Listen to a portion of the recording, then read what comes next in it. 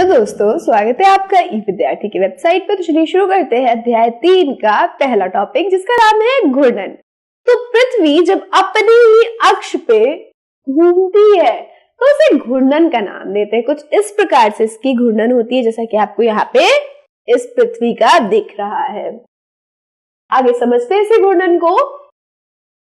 पृथ्वी अपने अक्ष पर घूमना घूर्णन कहलाता है। तो जब पृथ्वी अपने अक्ष पर घूमती है इस प्रकार से, तो इसे हम घूर्णन के नाम से जानते हैं।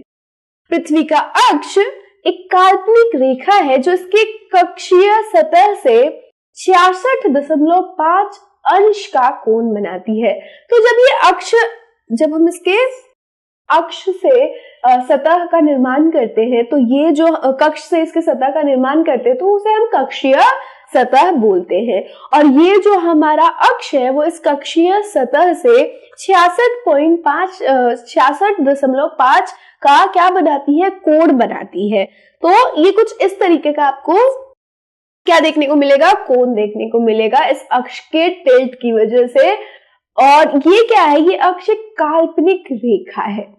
तो वो समतल जो कक्ष के द्वारा बनाया जाता है उसे हम क्या कहेंगे, कक्षीय समतल या कक्षीय सतह के नाम से बुलाएंगे। तो हम सभी को पता है कि पृथ्वी के पास अपना एक कक्ष है, एक निर्धारित रास्ता है जिसमें वो क्या करती है, घूमती है। और इसके बारे में हम और डिटेल में और ज्यादा जानेंगे अपने परिक्रमण के अंदर। आगे बढ़ते हैं।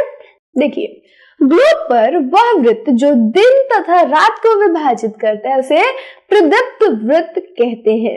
तो जब हम ग्लोब की बात करें तो हमें ये पता है कि हमारी पृथ्वी में जब हम वो हिस्सा जो कि सूर्य की तरफ रहता है वहां पे दिन रहता है, वही उसके बिल्कुल ऑपोजिट यानी कि उसके बिल्कुल पीछे वाला जो हिस्सा होगा वो क्या होता है, उसमें रात हो रही होती है। तो यहाँ पे ग्लोब से समझाया गया है कि ये जो हिस्सा है जो कि सूर्य के सामने है वो दिन होगा और उसके पीछे वाला हिस्सा रात होगा। और वो रेखा जो इस दिन और रात को डिवाइड कर रही है, विभाजित कर रही है, उसे प्रदीप्त वृत्त के नाम से जाना जाएगा। और ये जो प्रदीप्त वृत्त है उसकी वजह से आप क्या देखते हो कि एक जगह पे दिन है, यानी पृथ्वी के आधे हिस्से में दिन है और आधे हिस्से में रात है। तो ग्लोब को यहाँ पे हम किसके लिए यूज कर रहे थे, पृथ्वी के लिए यूज कर रहे हैं कि पृथ्वी का वो हिस्सा जहाँ पे दिन है और वो हिस्सा जहाँ पे रात है। और ये जो हिस्सा है जहाँ पे आप क्या देख रहे हो, वो पृथ्वी का, जहाँ पे आप ये देख रहे हो कि रात और दिन एक दूसरे से अलग हो रहा है, उसको हम प्रदीप्त वृत्त के नाम से जानेंगे। अब पूरा का पूरा पृथ्वी अपने अक्ष पर घूमने में कितना समय लगाती है वो जान लेते हैं।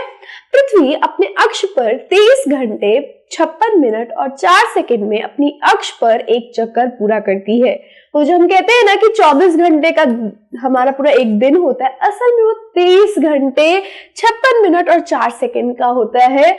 और हम अपनी कन्वीनियंस के लिए, हम अपनी सुविधा के लिए हम इस 23 घंटे 56 मिनट और 4 सेकंड को पूरा का पूरा 24 घंटे काउंट कर लेते हैं, ठीक है।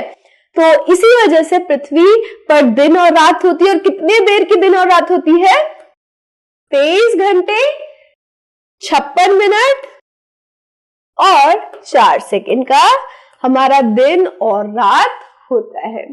तो ये था हमारा घूर्णन। अब हम अपने नेक्स्ट वीडियो में चल के परिक्रमण को समझते हैं कि किस प्रकार से परिक्रमण होती है, उसकी वजह से क्या क्या चीजें उत्पन्न होती है वो समझते हैं। So I will see you in that video. Till then, stay safe and keep learning with us. Bye bye.